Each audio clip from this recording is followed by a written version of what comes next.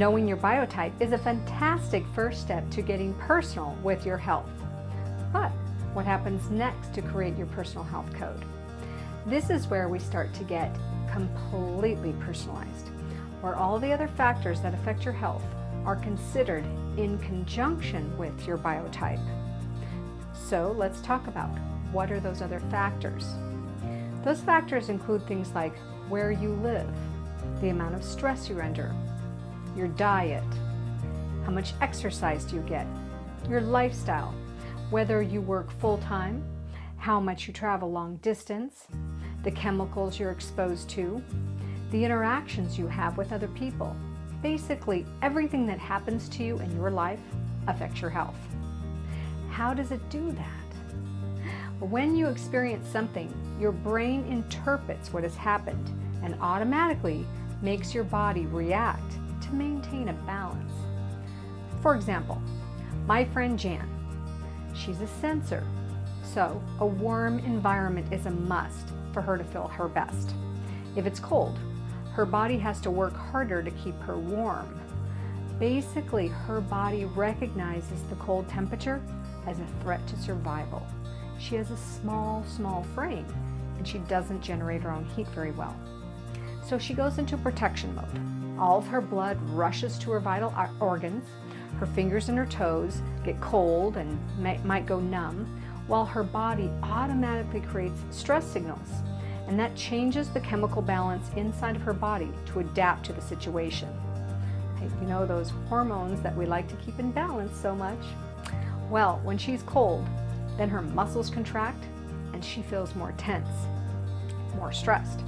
And then she won't want to socialize as much in order to conserve her energy. She has told me this in her own words. She said, "I find it harder to concentrate because I'm thinking about how cold I am. My digestion slows down so my blood can get to my heart and my lungs. It doesn't even have to be really cold in my environment for this to happen. Other people don't often believe me sometimes because they think I'm crazy. The temperature seems warm to them, but it's not for me. It's not warm enough. I'm in survival mode and it's just the way I am. So I make sure that I spend as much time as I can in a warm climate to make sure I don't have that stress added to my body." So now imagine if Jan was in a cold environment and had a cold, stressful workplace. She was eating foods that were not good for her, and she was doing exercise that maybe caused her some physical stress, and she had relationships that were making her feel bad. You can just imagine all the turmoil that's going on in her body and trying to keep her alive and functioning. Unfortunately, this is how a lot of us live our lives every day. All of those factors affect your health. It's your mood, the foods you eat, the activities you do, who you spend your time with, your climate, environment, how you spend each and every day. And when your body reacts to these things, when those chemicals and hormones balance to change, it leaves signs and signals. Your nails might get brittle, your skin might break out, your joints might swell, or you might suffer frequent aches, pains, cramps. You get the idea. When we can paint a clear picture of your current lifestyle, we can access the symptoms and signs and start to put together your personal health code. But it is complex, and there are far too many variables for the human mind to calculate all this on its own. That's where the technology comes in, and that's where we use computer algorithms to calculate all those variables to create your personal health code. Each one of us is so different. All of us have a different cocktail of the same hormones running through our bodies. For example, if your body naturally has high levels of oxytocin, you will be happier spending time each day with people dear to you. Believe it or not, it's not that way for everybody. If there's more natural dopamine in your cocktail, you'll feel your best working on a focused goal and achieving an outcome. Those are very different scales there due to the hormones. So why do you want to make your hormones happy?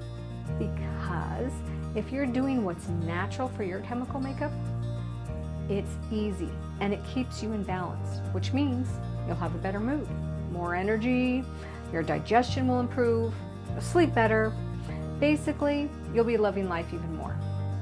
Now, your ancestry and family history is also calculated with your personal health code.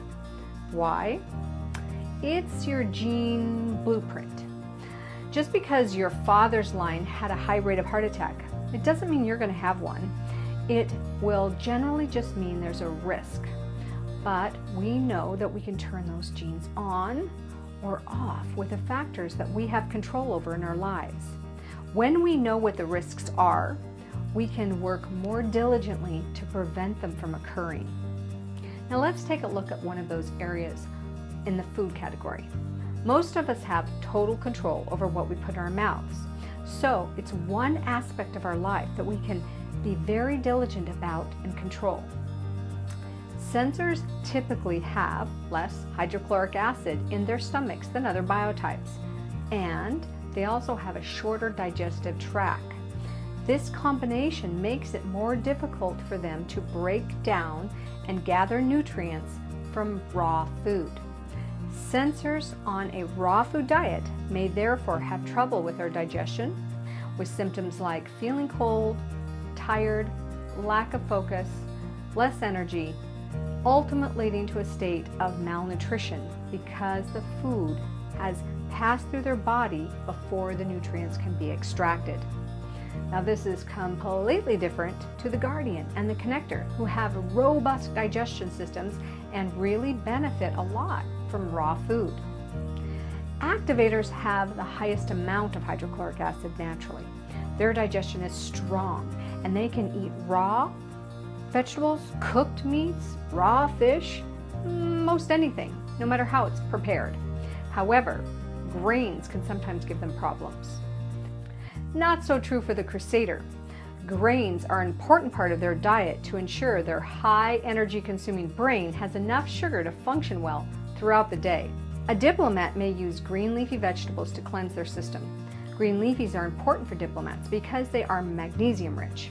Magnesium helps to cleanse the intestinal mucosa and assist with muscular contraction throughout the gut, which allows their intestines to function optimally.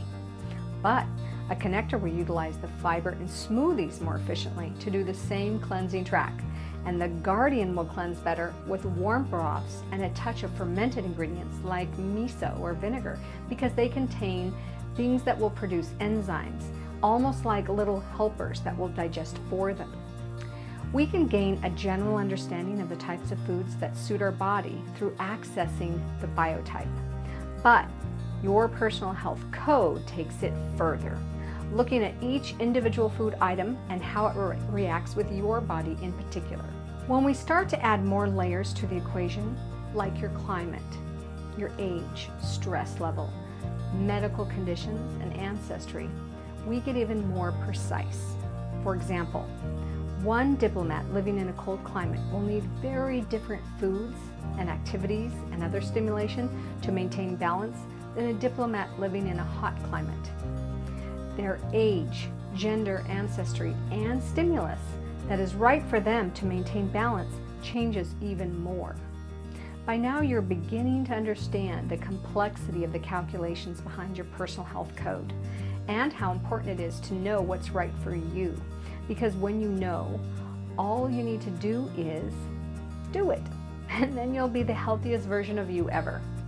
In the next video, we will look at exactly that, how implementing your personal health code can affect your life.